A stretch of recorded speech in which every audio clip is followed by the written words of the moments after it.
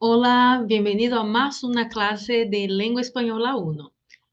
Soy la profesora Ana Carla y en esta clase vamos a tratar al respecto del módulo 2, la unidad 1. El módulo 2 se titula La familia y el trabajo y la unidad 1 va a tratar de los míos y yo. Entonces, en la unidad 1 vamos a tratar de la temática de la familia, conocer el nombre de la familia, de las personas que hacen parte de la familia. La familia, aquí tenemos una imagen de una escultura llamada La Familia, ¿ya? Que representa, es una representación de la familia, ¿no? Entonces aquí tenemos una representación. ¿Cómo puedes describir esta imagen?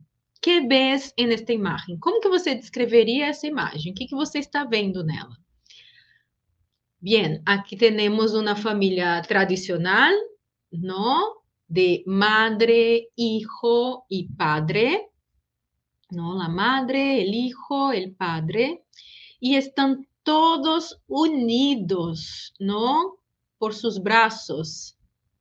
Estão como que entrelaçados, né? Unidos. Então, aqui temos uma representação da estrutura familiar, de um dos tipos de estrutura familiar. ¿Cómo la Wikipedia define la familia? De acuerdo con Wikipedia, la familia es un grupo de personas formada por individuos, ¿ya? Con vínculos, vinculados, ¿no?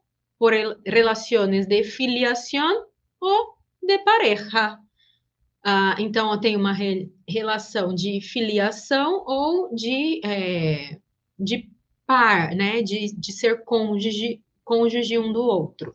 El diccionario de la lengua española, que es un diccionario que ya conocimos en una de nuestras clases, ¿no? El diccionario de la RAE, de la Real Academia Española, define la familia como un grupo de personas emparentadas entre sí que viven juntas, lo que lleva implícito los conceptos de parentesco y el concepto de convivência. Então, essa definição da RAI tem implícita esses dois conceitos, o de parentesco e o de convivência. São parentes que convivem juntos, né? Pessoas que são parentes e convivem juntas. De acordo com a Declaração Universal de los Derechos Humanos, la familia es un elemento natural, universal y fundamental de la sociedad. La familia tiene el derecho a la protección de la sociedad y del Estado. Los lazos, ¿no? Aún de acuerdo con el texto de la Wikipedia, los lazos que definen una familia son de dos tipos. Los vínculos pueden ser de afinidade, então os vínculos podem ser de afinidade, né? Que podem ser derivados de um vínculo estabelecido y reconocido socialmente, como el matrimonio, por ejemplo. Algunas sociedades permiten la relación, ¿no? El matrimonio de solamente dos personas. Otras sociedades permiten la relación matrimonial poligámica entre más de dos personas. Entonces, esto varía de cultura a cultura. Y también, además de los vínculos establecidos socialmente, hay los vínculos establecidos por consanguinidad, ¿ya? Como es la filiación entre padres e hijos y los lazos que se establecem entre los hermanos. Então, a gente pode diferenciar uma família de acordo com o grau de parentesco entre cada um de seus membros. Vimos, ¿no? Que hay distintas definiciones de familia. No hay una definición universal de la familia. ¿Ya? Es un concepto antropológico y eso significa que se define socialmente de acuerdo con cada cultura, ¿no? Y determinado por diferentes aspectos, ¿no? Es un concepto antropológico como los de clan, tribu, el concepto de nación. Es un concepto también sociológico e incluso un concepto económico, ¿ya? La familia nuclear, que es esa familia tradicional, ¿no? El modelo más común, es uno de los modelos familiares, pero como he dicho al principio, las formas familiares son muy diversas y dependen de factores culturales, sociales, económicos, factores afectivos, ¿ya? Como cualquier institución social, entonces la familia se adapta al contexto de la sociedad a la cual pertenece. Bien, a partir de ese texto, ¿qué podemos aprender de vocabulario, no? Entonces, los tipos de familia, la familia nuclear o tradicional, la familia que vimos en la escultura es una familia nuclear, tradicional, con madre, padre, hijo, ¿ya? También tenemos familias monoparentales, una familia monoparental, una familia solo con de la madre con su hijo, por ejemplo, es una familia monoparental, mono de uno, ¿ya? Una familia homoparental, una familia de parejas homoafectivas, entonces es una familia homoparental. Una familia ensamblada, esa palabra es la más distinta, ¿no? Una familia ensamblada es, por ejemplo, una madre que ya tenía su hijo, un padre que ya tenía su hijo de otros matrimonios, se juntan y forman una familia. Entonces, esa es una familia ensamblada. Una familia unipersonal, uni de uno, entonces una familia formada por solo una persona que vive sola, o una familia polígama, ya de un matrimonio polígamo. Esa es una familia polígama, etcétera. Entonces, aquí están algunos tipos de familia de acuerdo con lo que hemos discutido, leído sobre la familia. Para seguir con este tema, vamos a leer un texto llamado Un cumpleaños feliz. ¿Sabes qué es cumpleaños? Todos los años yo celebro mi cumpleaños, ¿ya? El cumpleaños es la fecha en la que naciste y la celebra todos os anos. Então, cumpleaños é o aniversário. Fecha significa data, tá? A fecha em que nasciste, a data em que você nasceu. O cumpleaños é o aniversário, e aqui a gente vai ler um texto que trata de um aniversário feliz. Tá? Ao final dessa leitura, nós vamos responder algumas perguntas, então preste atenção. Observe a pronúncia das palavras. Nas aulas anteriores, nós tratamos a respeito da fonética e fonologia do espanhol. Então, observe agora como eu pronuncio as palavras e, se você quiser, você pode ir pausando o vídeo e repetindo após a minha leitura. Mi abuelo no quería celebrar su cumpleaños. Dijo que no y que no. Mi madre le decía, pero papá, 80 años no se cumplen todos los días. Gracias a Dios, dijo mi abuelo. Solo faltaba que ese disgusto se lo dieran a uno cada 2 por 3. Sí, abuelo, nosotros te lo preparamos, invitas a tus amigos, compramos una piñata, já me lo estava imaginando. Então, aqui a gente tem a situação do avô que não quer celebrar, comemorar o seu aniversário. Siguiendo la lectura. Y dentro de la piñata podéis meter pastillas para la artrosis, pastillas para la incontinencia, pastillas para la tensión. Mi abuelo estaba por verlo todo negro. Si invito a mis amigos, esto puede parecer un asilo. No me gusta todo esto lleno de viejos, de dentaduras postizas, de juanetes. No quiero. Además, ¿qué amigos tengo yo? El abuelo de Jihad, le dije yo. Le digo al abuelo de Jihad que venga a mi cumpleaños y se mea de la risa. Los viejos no celebran el cumpleaños. Eso no se ha visto nunca. ¿Quieres também que apague 80 velitas? Então, vamos observar aqui o texto, né? A gente tem a menção de várias doenças, né, que se poderiam ser colocadas dentro da pinhata. Então, artroses, os comprimidos, né? As pastilhas para incontinência, comprimidos para a pressão alta, né? La tensión, tensión, então se refere à pressão alta. E aí, o Manolito fala que o vô dele vê tudo pelo lado negativo, né? Lo vê todo negro. Que mais, né? Que se convidar todos os amigos dele vai parecer um asilo, que amigos que ele tem. Aí o Manolito cita o avô do Jihad, el abuelo, e que essa pessoa, né? Esse senhor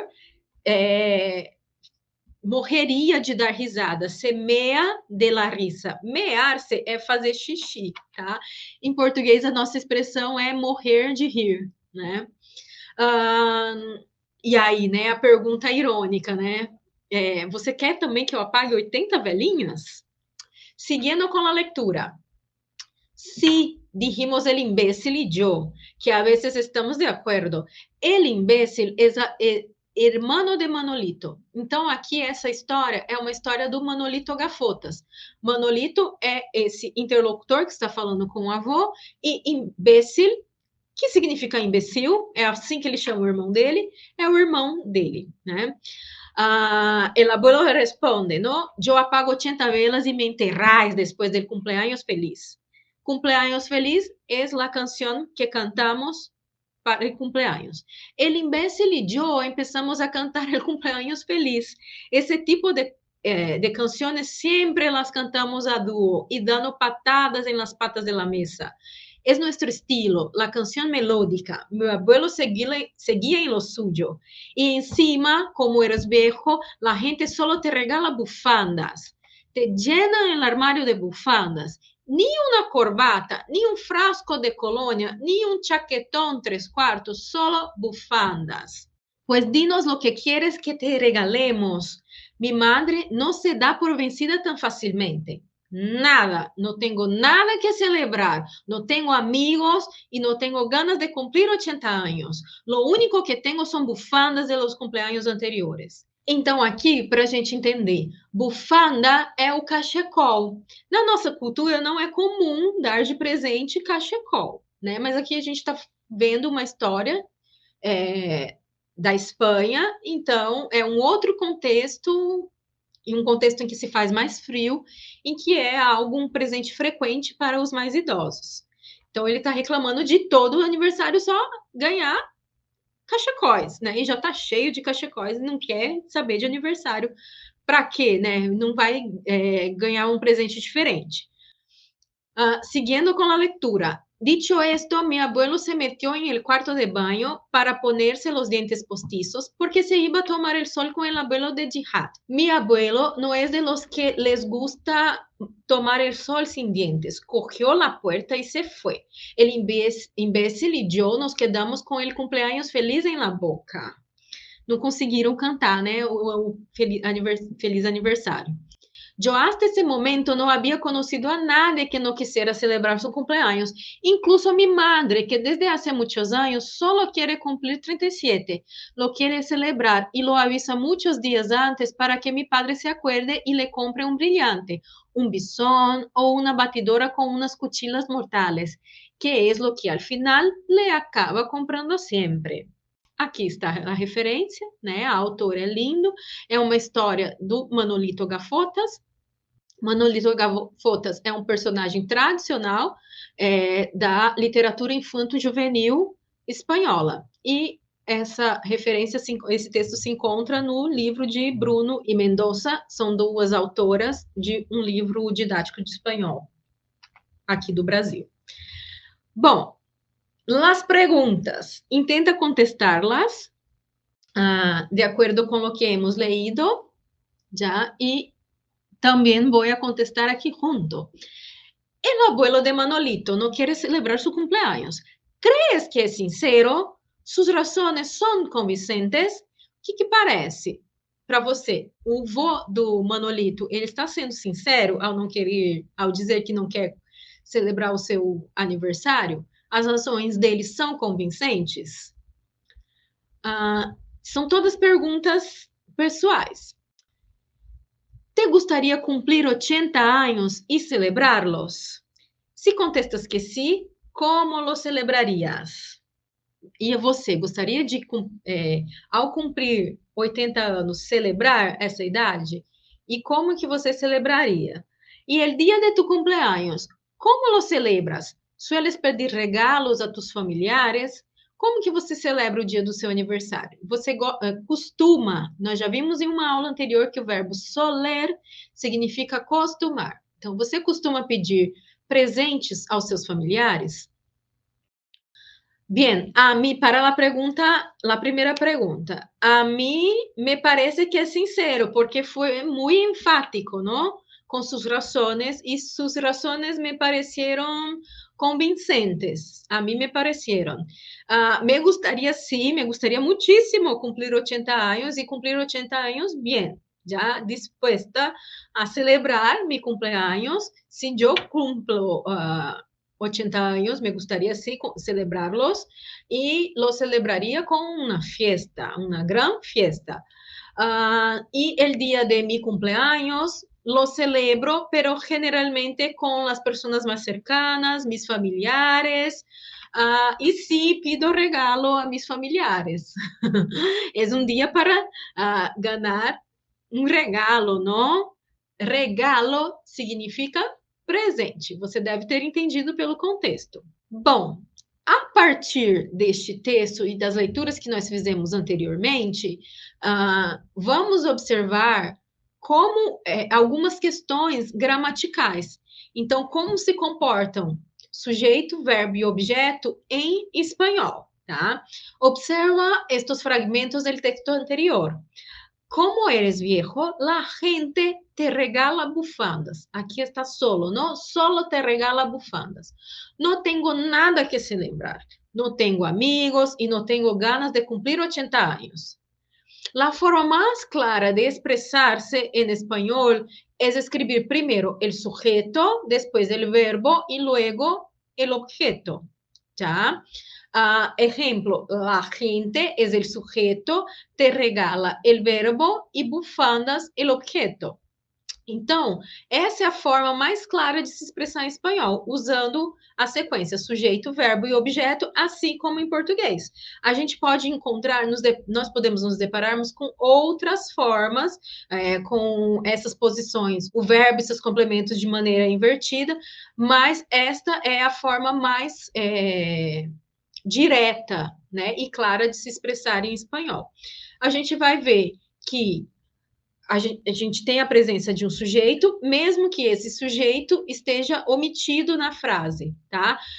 Isso a única exceção são os verbos impessoais. Os verbos impessoais são aqueles que tratam, por exemplo, de fenômenos climáticos, como chover, llueve, né? Chove. Então, llueve mucho esta manhã, chove muito essa manhã. Esse é um verbo impessoal, ele não tem sujeito.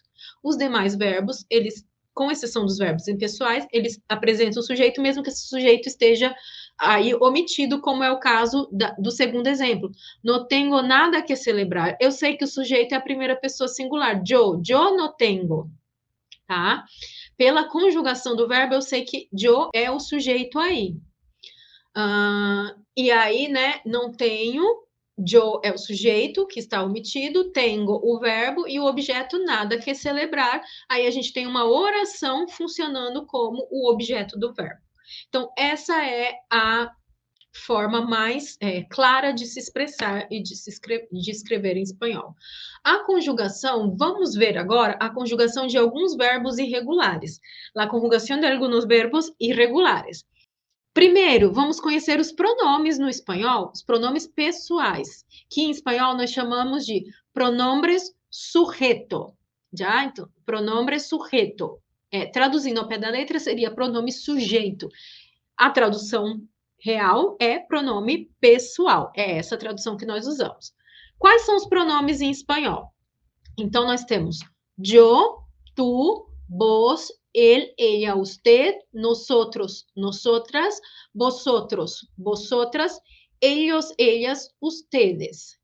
Yo equivale a eu, tu, vos. É um equivalente do tu, tá? Então, ele é um pronome de segunda pessoa que é uma variedade linguística utilizada em algumas regiões, sobretudo nas regiões que compõem o Rio da Prata. Argentina, Uruguai, Paraguai, são países em que se usa o vos.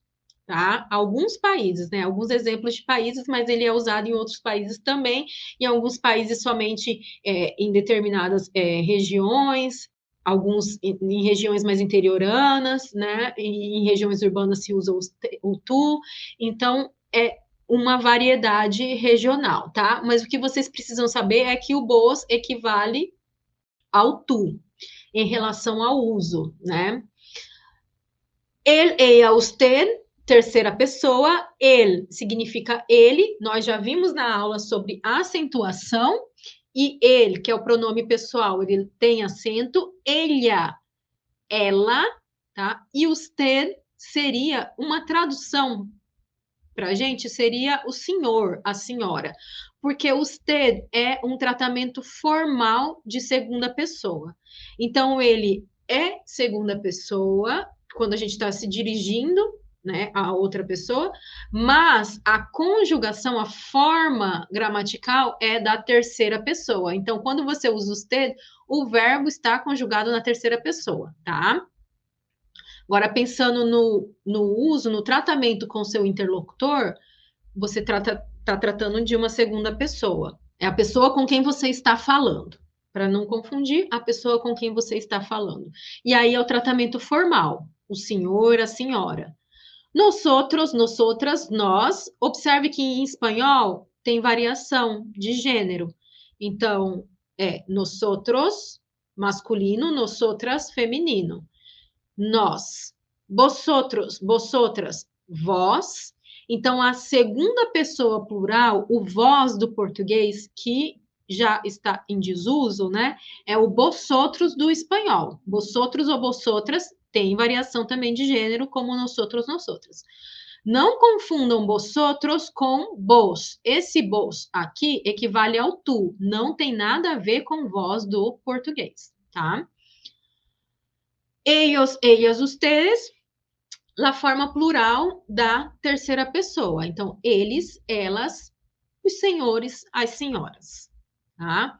Vamos ver como se conjugam os verbos. Então, verbo ser.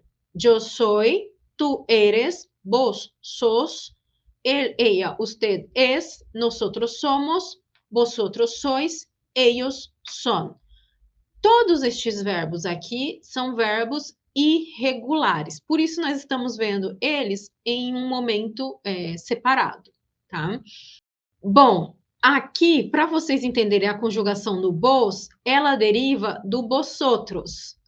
Então, nos verbos de segunda e primeira conjugação, verbos de segunda conjugação são os verbos terminados por er, os verbos de primeira conjugação são os verbos terminados por ar.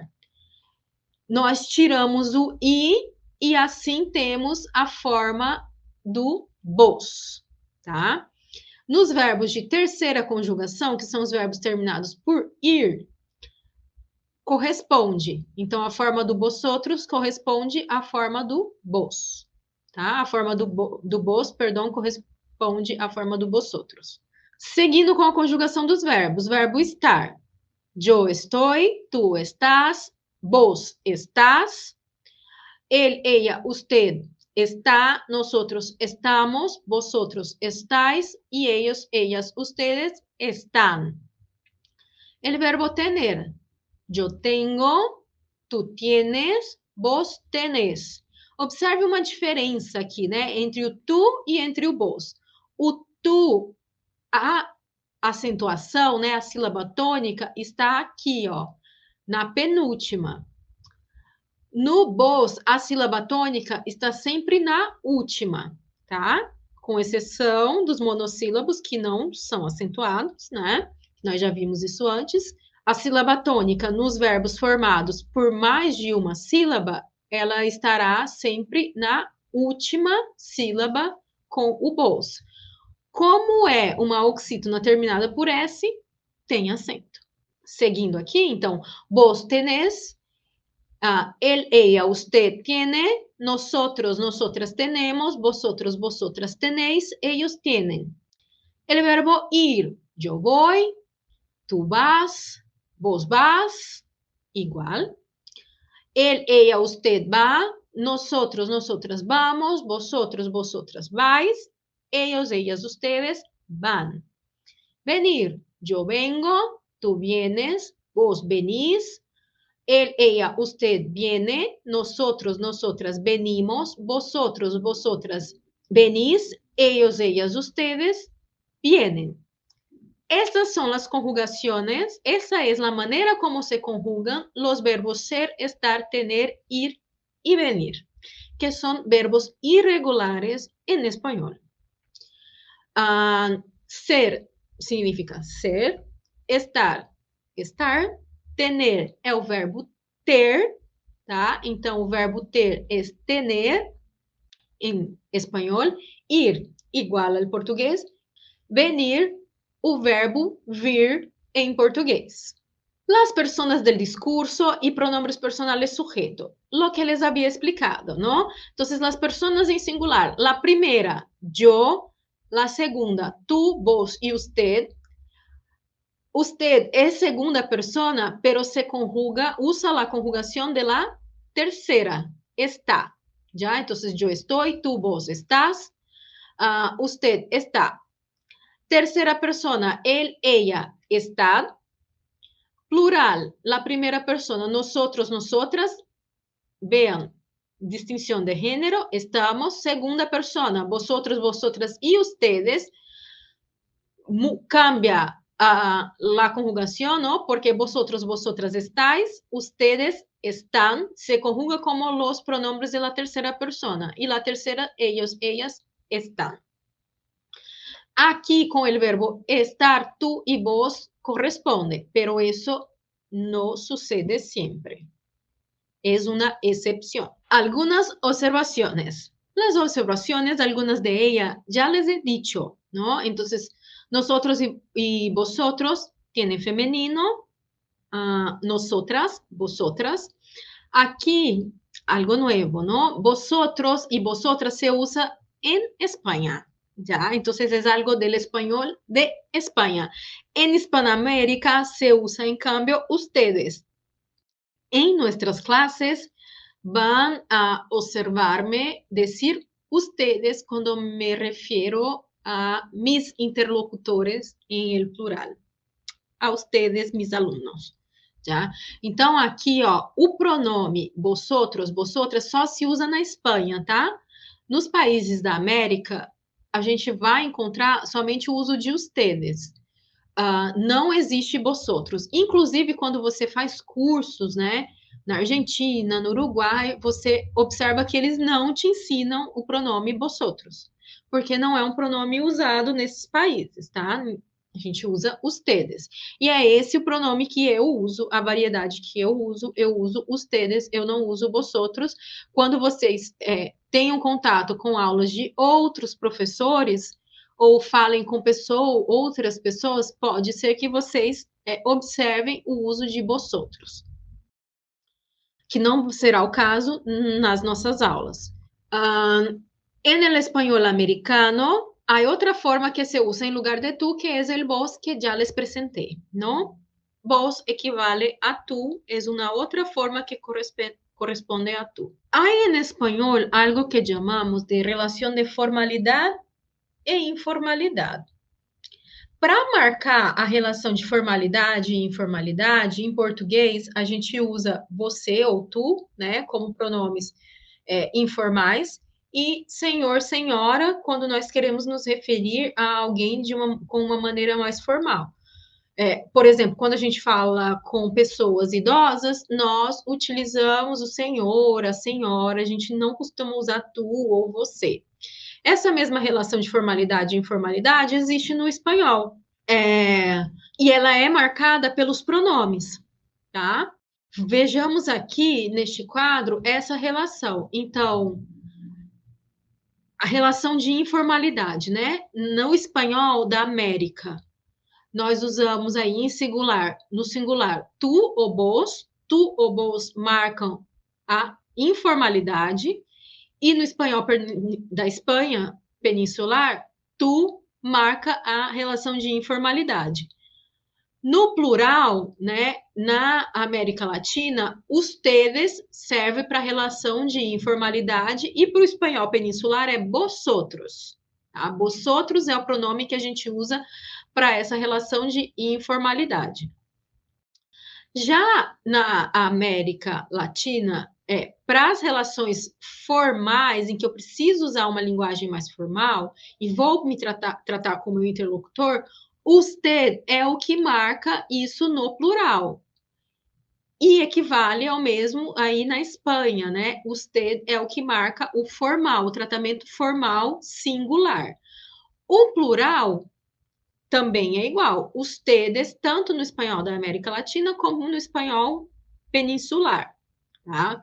Então vejam aqui a distinção. No espanhol da América Latina, a gente usa ustedes tanto para o tratamento formal quanto para o tratamento informal.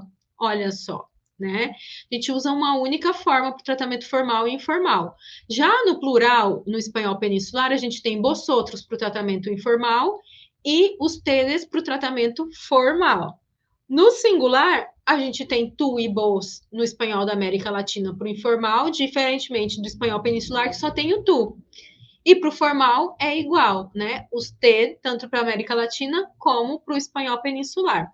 O tratamento formal, em que situações eu vou utilizar? Vou utilizar com pessoas de mais idade, em relações hierárquicas, por exemplo, para falar com o meu chefe, eu utilizo o usted, né, no lugar do tu ou do vos.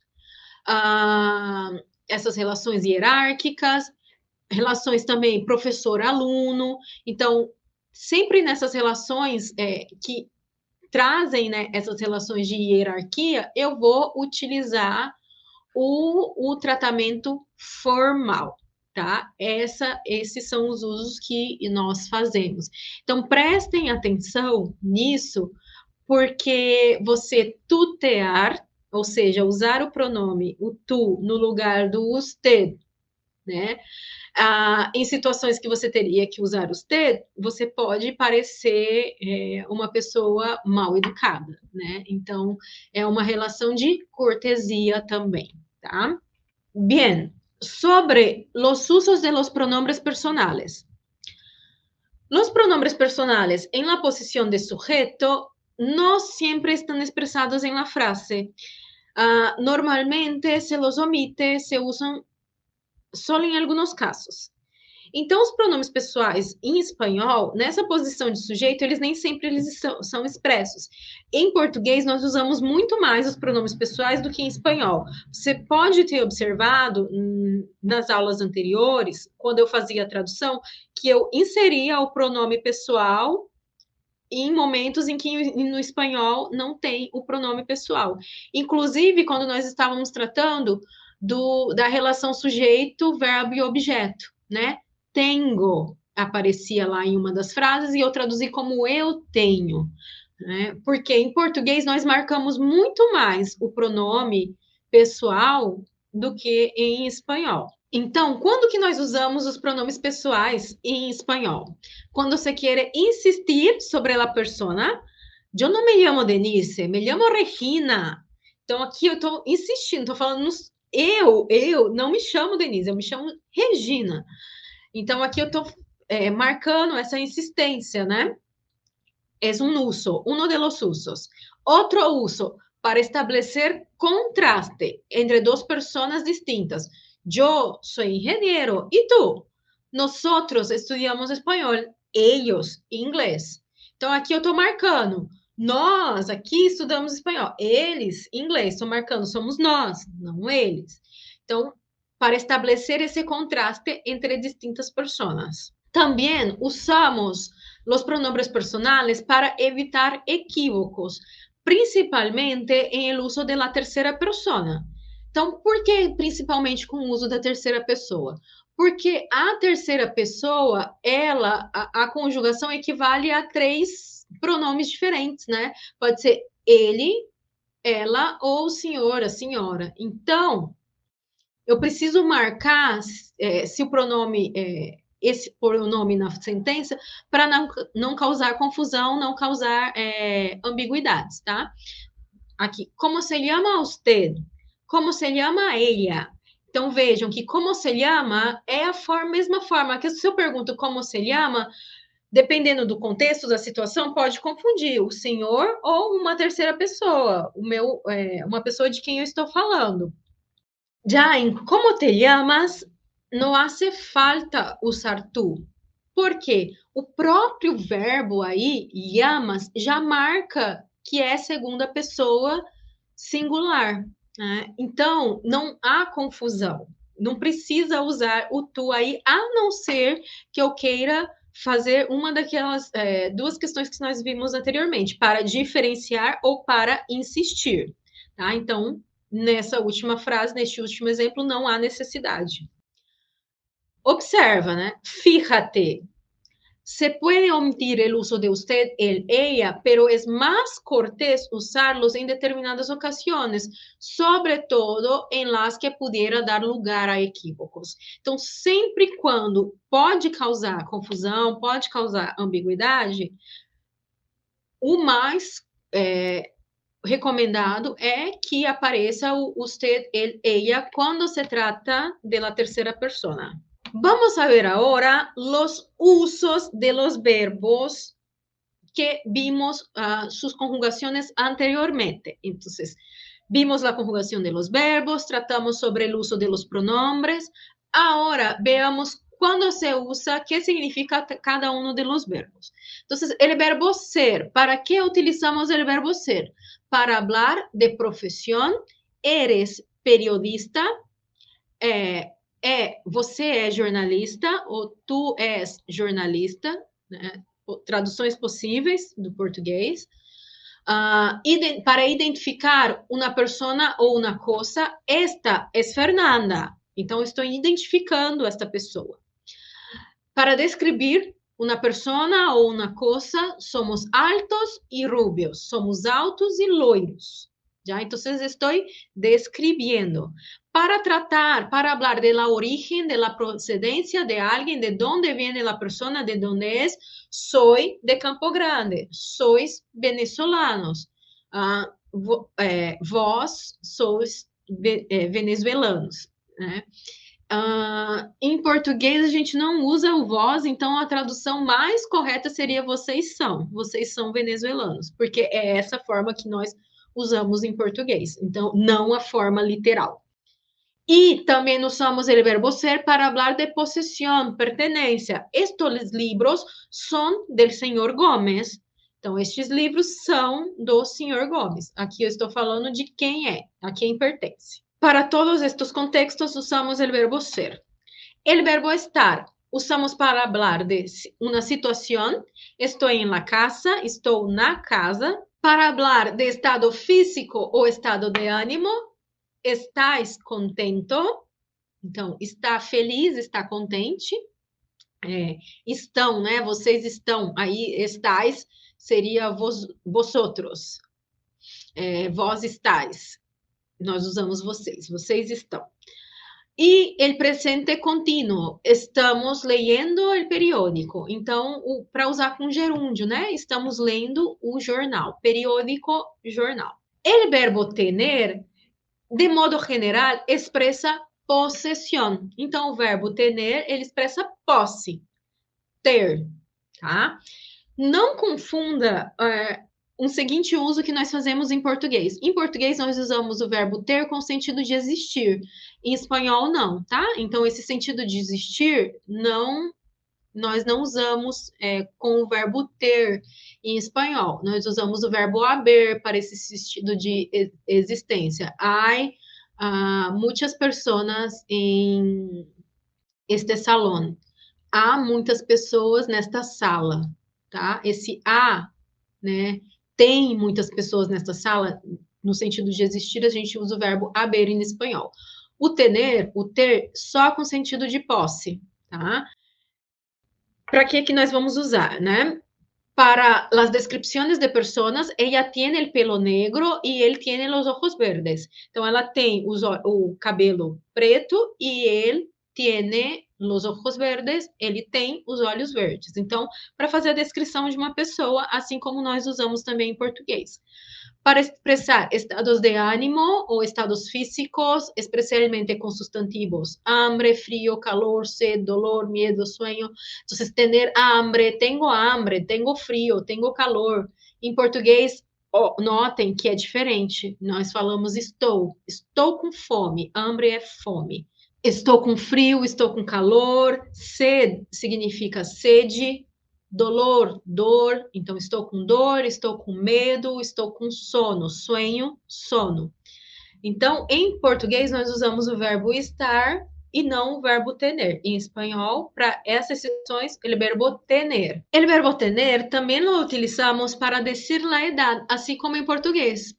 Exemplo, mi hijo tiene 20 anos. Meu filho tem 20 anos. Então, este uso equivale, corresponde em las dos lenguas. Bien, nos quedamos aqui en esta primera parte de esta clase y luego nos vemos en la segunda parte. Hasta pronto.